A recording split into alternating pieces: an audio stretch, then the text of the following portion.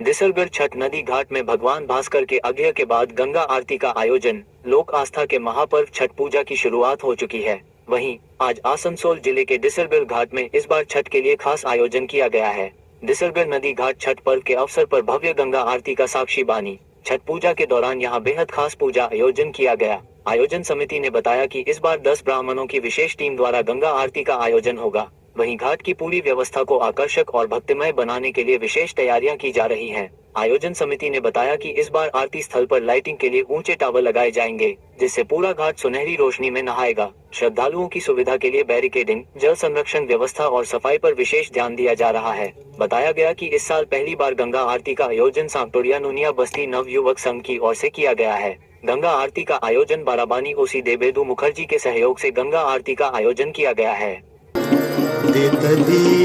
पद सरोज राशि शशीष पर विभागी पथगासी पुण्य राशि पाप छालिका ये चतुर चंद्र करनाग विबुध बंदन जय जहनुमानी